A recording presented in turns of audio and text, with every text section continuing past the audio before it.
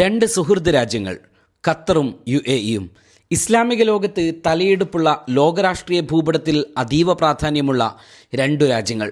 അപ്രതീക്ഷിതമായി ഖത്തറിന് നേരെ ഇസ്രയേൽ ആക്രമണം നടത്തിയപ്പോൾ അവിടെ ഒട്ടും വൈകാതെ പറന്നിറങ്ങി UAE ഭരണാധികാരി Sheikh Mohammed bin Zayed Al നഹ്യാനും ദുബായ് കിരീടാവകാശിയും ഡെപ്യൂട്ടി പ്രധാനമന്ത്രിയുമായ Sheikh Hamdan bin Mohammed bin Rashid Al മക്തൂമും.